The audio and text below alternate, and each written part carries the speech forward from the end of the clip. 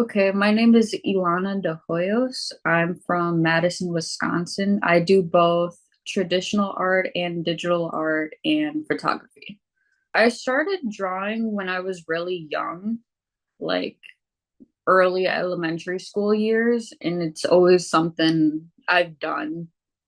Part of the reason was I seen like my dad would occasionally draw, or my mom, or even my stepdad, and I saw how good they were, so I kind of stuck with it. And I had a hard time in school, like vision wise and focusing. So it was one of the things to really help me sit still, focus, and not get too anxious when using my vision accommodations and stuff like that. Cause it was something I used to get harassed about quite viciously in my school years. So art was something that really stuck with me, helped me get through hard times and stuff like that.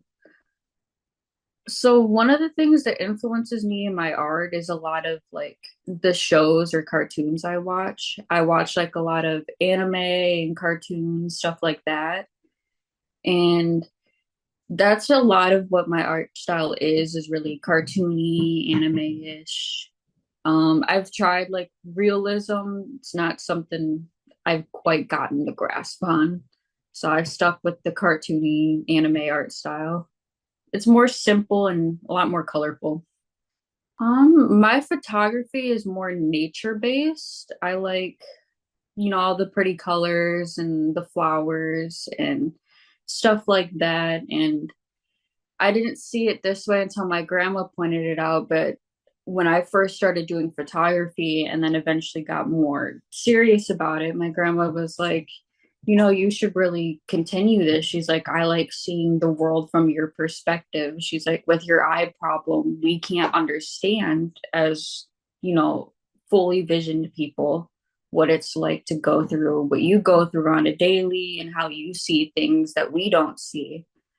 And I thought about it. I'm like, my photos may have some flaws, but I can show the world how I'm seeing it as a person with a visual impairment. So my visual impairment is something I was born with, so it's always been there. Um, I try and incorporate it into my art. Like for certain characters, I'll draw them with one eye because one of my eyes is like really bad compared to the other, or just like minor stuff like that I draw, just really small details, or I'd make like the eyes different colors to show like, okay, so there's a difference in each eye to kind of give people the idea like, okay, she's a visually impaired artist. She's showing this in her art pieces. I was diagnosed with Stargardt's macular degeneration in 1985, and by 1992, I was declared legally blind and could no longer drive. I have no central vision, partially colorblind, and I have no depth perception. So, but I can see large, bold, dark things on lighter things.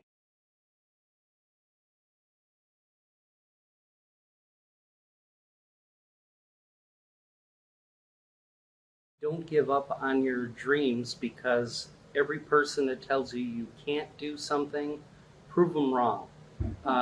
You don't have to do it like a sighted person if you're visually impaired. Any disability, try and overcome that. Come to VSA, encourage them to expand and grow.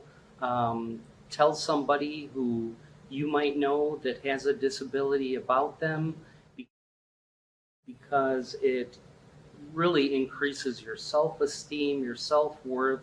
They get the paintings out there to people who otherwise wouldn't see them, and they're just a fantastic group. Um, that that is something that is hard to come by. My name is Janae O'Connell. I currently live in Waterloo, Wisconsin, and I prefer oil painting. So that's my medium. I got started as an artist. My brother had a painting that my grandfather had painted even before I was born. And I started, it was when he passed away in 2020. And what I did is I restored this painting. It had a lot of chips in it and it was just kind of a mess. And I thought, well, I can't mess it up. So I'm just going to go ahead and try to fix it. And I did. And I had so much fun doing it.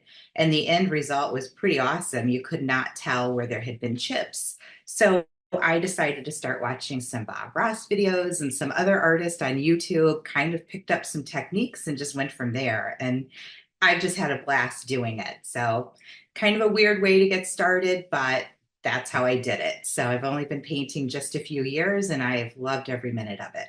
My inspiration for art is nature. I absolutely love just how beautiful nature is. So I predominantly focus on landscape paintings. I also have an affinity for lighthouses. I absolutely love lighthouses. There's just something serene and beautiful and being by the sea. So I just really, that's my inspiration, just the beauty of nature. It's like everywhere you look, it's just there's something beautiful out there. So that's my focus. I love mountains and trees and all of the good stuff. So that's my inspiration. My vision loss has impacted my painting in a kind of a unique way. I started painting after I had already lost a significant amount of vision. So it's kind of an interesting way. And as my vision loss gets worse and worse, I just kind of adapt. I'm noticing that I'm doing a little bit less detail, kind of more impressionistic, but I love the detail work. So it's been hard. The Council for the Blind has actually been amazing because you have so many wonderful tools that I've been able to go in and buy from magnifiers and things like that. So that's been really helpful for me as well. So that's really what I do, how I got started. My name's Duncan Hamilton. I live in Verona, Wisconsin. My disability is macular degeneration, which is a visual impairment. I've been an amateur artist all my life, since the earliest time that I got my first box of crayons. Always getting lectured by teachers in school to pay attention instead of drawing pictures. It's my hobby, and I've been doing it all my life. It's my main occupation these days. My dad was a photographer, hobbyist. My mother liked to draw and to paint. We had a lot of books about art that I grew up with. Over the years, I've been collecting these little books from artists that I admire and studying them. I've got a whole lot of these. They're my main inspiration, and the world around. My visual impairment is mainly because it's macular degeneration in details, but in the world in general, I can see really well. And my sense of color is not diminished at all. Sometimes I think it's sharper. Through the VA and the low vision clinic at the VA, they've been so helpful with visual aids. For instance, especially this lens lamp. I'll turn it off so it doesn't, it's a great, wonderful tool. And it used to be when I was making art, I would just be sitting at a table or holding a sketchbook on my lap, or sometimes painting with an easel, and sometimes with larger scale pieces. So I use this a lot. And the way I work is I get really close to what I'm doing here, so I can see in detail. I have to say, if I had not had this visual impairment, I would probably be doing things completely differently. I might be trying to paint scenes, but I can't do that anymore. When you have a disability, you have to adapt to it, and you can't give up. People who are artistically inclined and who have disabilities should not give up on their art. Find a different way to do it. Your eyes are very important. They're probably close to the most important things you have as an artist. But they're not as important as your mind. Your mind is what makes things happen. Hello, my name is Richard Berkholtz. I grew up in Brookville, Wisconsin. I'm now living in Madison, Wisconsin right now. And I'm doing some clay here at Artworking, along with some fire starters as well. The woman who got me started making my fire starters, her name is Kristen Gilbertson, and she's the woman who got me started making my fire starters. I used to use melted scented candles for my scent, for my wax scent and my fire starters, and now I use soy wax, and I add my different scents to my fire starters. My scents for my fire starters are lavender, pine, I have citronella. I'll keep the mosquitoes and the bugs away, and also some unscented fire starters as well. So those, you get 6 of them for $7 right now. For my mask, I roll out some clay, and I do know how to make an eye and a nose and a mouth. And I've seen a lot of rock and roll shows before, so a lot of times I name my mask after some of the bands I've seen in concert, like David Bowie. I named that mask Fame, a song by David Bowie. And so I named a lot of my masks after the musicians that I've seen in concert. Yes, I know, like last night, Jimmy here at Artwork, she and I went outside and I picked some leaves off of 2 different trees here in front of Artworking, and I pushed the chair. We have a cherry tree here at Artworking, and I pressed the cherries and the leaves into my clay mug that I'm making here. So I did that yesterday with Jimmy yesterday here at Artworking. Richard, you could also talk about your fire starter machine. Yes, I also have a fire starter machine behind me right now too. So I do make fire starters as well. And that the machine was custom built for me by, his name is John Lash. And he built this machine behind me so I can make my fire starters far more independently, you know. So I have a Facebook page, it's called Richard's Fire Starters as well. So on your computer, if you go to Richard's Fire Starters, you can see me making my fire starters with my machine that I have here as well. Richard, you could also talk about some of the new techniques we've been trying, like the lid making. Oh yes, also right now at Artworking here too, I'm making these tall vessels. I make some vases. I'll call them vases so I can charge more for them, but I call them vases. And I make these lids now, and also make like a little pinch top, so you can take the lid off this vessel and put it back on as well. And we could make those for like for flour, for sugar, for like baking needs, you know, in your kitchen. So we have like 4 of those made right now. And I also have like I also make some mugs out of clay also. And what else have I made here? Doing your teapot? Oh yes, I'm making a teapot as well. Make these very, very small little tea mugs as well. They're almost like for children, where you put my index finger into the handle. So the much smaller tea cups that I've made in the past, you know. So, well, I do make some. First I make a little pinch pot out of clay, and then the woman I work with, Lily Mae, she'll cut it off square on top, and then I take it's called a serrated rib, and I also make these coils, these long tubes of clay about 1 foot long, and she'll come and she'll like pre-measure some of the coils so they're the right length, and I take the serrated rib, it's like a little rake, and I rub up the top of the pinch pot, and then I add some. It's called slip.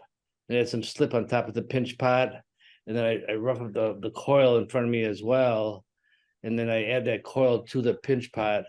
Then I add another, and once that's finished, and then I add another coil on top of that last coil, and then I rough up with the serrated rib. I rough up the outside of the I'll say the mug or the bowl. And I also rough the inside with the serrated rib tool that I use. And then I will use a flattened tool. It's like a little spatula, and I will smooth it all off inside and out. So it's nice and smooth inside and out. And that's why I keep on adding the coils to the clay, say mug. And once I get it tall enough, then I'll add a handle to it. And after I finish it, after I finish my clay, it first has to be bisque fired in the kiln. And once I get it out from being bisque fired, then I take some sandpaper and I feel the piece of clay that just came out of the kiln, and I will sand. I'll put a mask on, then I will sand off my bowl and my mugs, so they're so much smoother. And after I smooth those all off, then I glaze the mug or the bowl, and then they're sent. I use a paintbrush with some glaze. After I glaze the piece inside and out, if it's a mug, then it's sent back to the kiln a second time to melt all the glaze onto the mug, So that's how I kind of finish the pieces. It's always nice making things myself so that other people can use them, like a mug or a bowl, or a vase, so people can use them. The things that I make, I like for people to be able to use them themselves, to increase their house or their apartment, so things to live with that they can use themselves, like a bowl. Like right now, I'm making a popcorn bowl. So it's nice to be able to make items that people can use in their lives on a daily basis. I'm Rosemary Fortney, also Rose is fine. I'm from Milwaukee, Wisconsin, and I have retinitis pigmentosa, but that has not stopped me from being also an artist and a musician. I play harp. I have a seeing eye guide dog named Vega, and he gets me to my studios or wherever else I go. And he is my number one helper in the process. When I was young, very young, I was always sketching and drawing. And as I went into my teen years, I was even commissioned to do sketches for people. And it just kind of grew from there, although I never really took it seriously. I thought, oh, they're just being kind, But when I went into my studies through high school and Mount Mary University, I love the art courses there. And Cardinal Stritch, I attended a studio there, and it was great. But those were when I was in my 20s. And at that time, I was still driving a car and still very functional and actually ignorant of having had retinitis pigmentosa. It wasn't until I was about a year after I was married, and my husband and I went in for regular eye appointments, and the doctor had diagnosed me with RP. And of course, I went home, and it was about this time of year too, because I remember clearly I sat on the front steps afterwards and I said, he's nuts. I can still see. What he told me was, when you're in your 60s, you'll still probably have a little in the middle, and it'll probably still be clear. And actually, I'm 67. I'm proud of saying it. And what he said was so on spot. And wow, it just floored me how time has gone by. When I was in my 40s, I had to stop driving. But what happened was I continued the art studio along with I was teaching technology. And actually, I had changed over to teaching technology for the blind after I was diagnosed myself. So the art has never left me. What I did find is that I lost my place in my composition.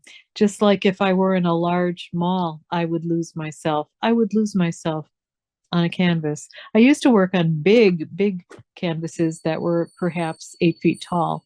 and would do things for carnivals and different nonprofit things. And gosh, it just became very difficult. I was very frustrated and I knew something was wrong, but that all fit together once I was diagnosed. Right now, I have about 5 degrees that's left in the middle, but I still see colors and I'm so light dependent.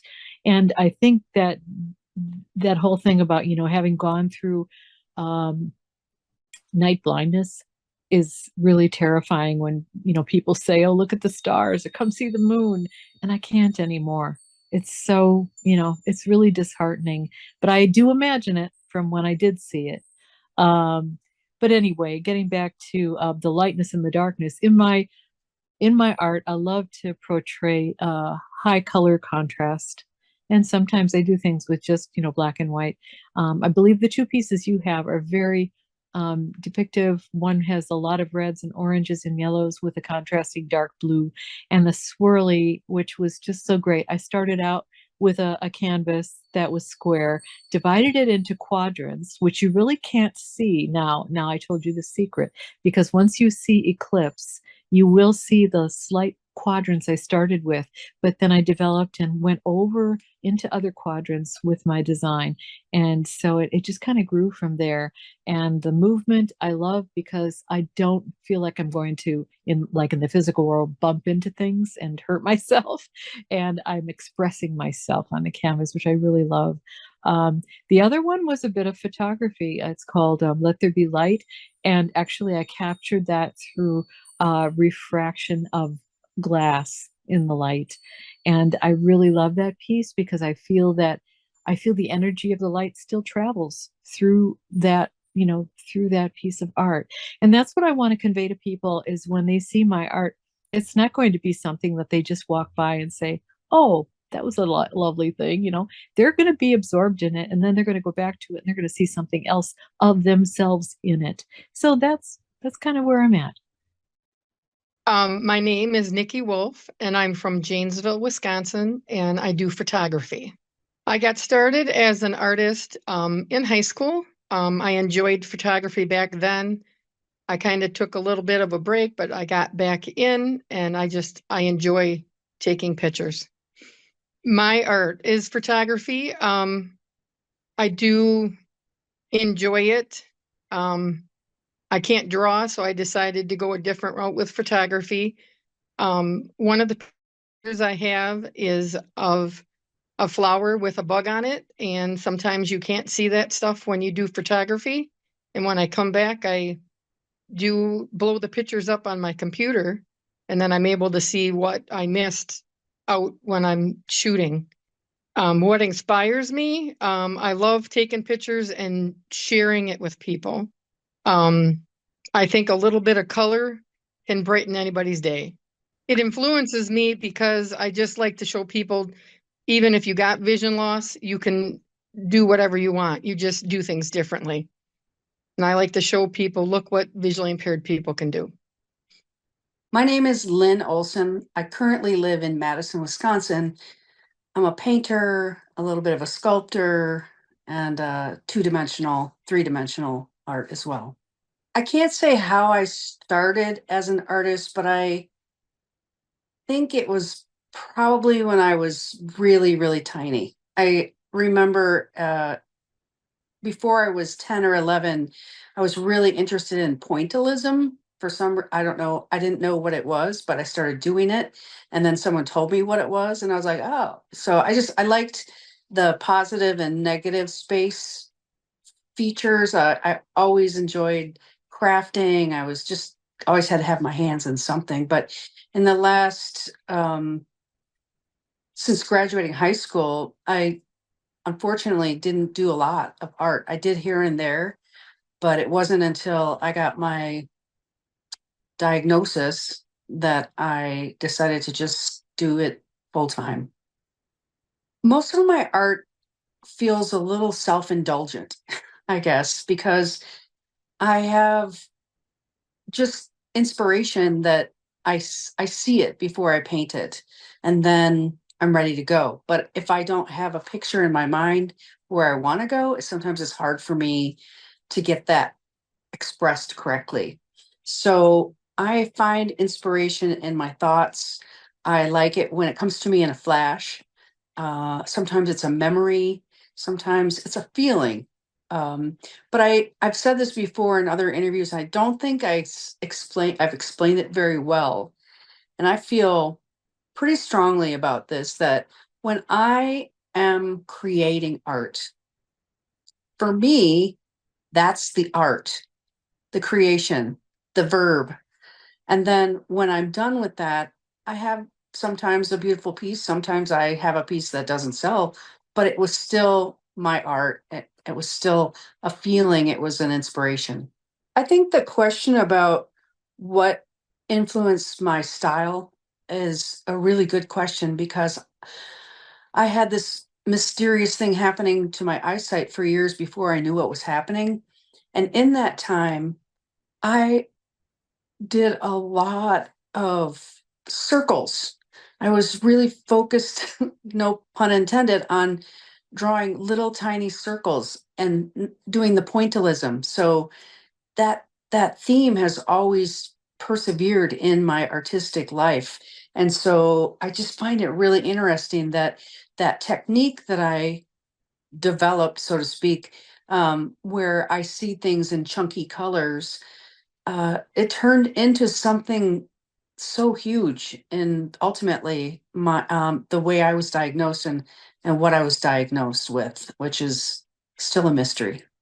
I would like to thank the Wisconsin Council for the Blind and Visually Impaired. They were the first people I called. I, again, had a surprise diagnosis. I didn't realize how bad it was. And I didn't know where to go. I didn't know what to do. And I had a really comprehensive meeting with the council representatives there at the office. And I was able to make some really important decisions that shaped the future of my current situation. But other than that, I do appreciate people who can appreciate my art. It's not for everyone. I understand that.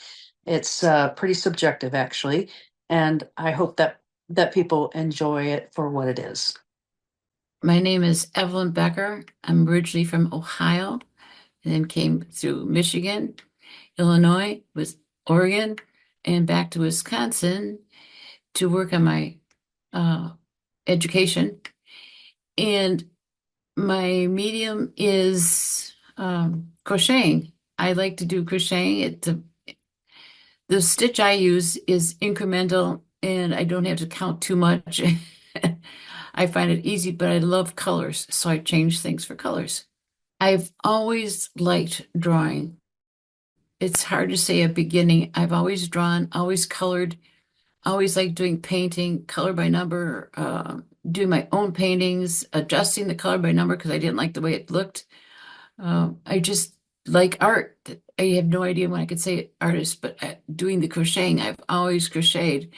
And I finally decided to do Afghans, and I decided to use colors. And it was interesting to put it into Wisconsin Council of the Blind gallery show a few years ago, and then I had another one last year.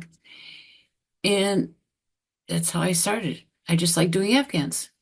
First off, I love Star Wars. And my grandson, who is autistic, he's actually in his late 20s now, loves Star Wars too. And he said, Granny, why don't you make a Star Wars Afghan? And I said, okay.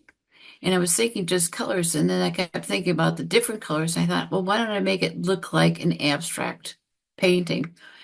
Sort of a linear abstract. And that's what I attempted. But sometimes I lost track of the colors and they didn't always end up in the right spots. But the intention was there. And when people describe colors to me, they didn't describe them fully enough.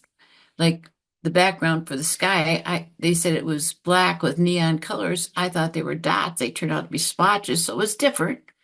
But like I said, who knows what it looks like out by Tatooine anyhow. So I continue with that, and the crocheting is just something I can do without too much think. I just have to remember the colors, that's all. In art, one of the main things is color. In my art is color. Yeah, I could make the Afghans all single one color, but I decided to make them colorful, and I don't like bands of colors, so I would do them do about 198 stitches, and then I switch colors, and that makes it look swirly. And that was my idea about arranging colors, making it different. And the colors come from just the environment. Like one of the Afghans I made was all blues. Another Afghan was 7 different colors. And this Afghan, the Star Wars one, has, I think, 10 or 15 different colors in it. And it just was challenging in keeping track of the colors.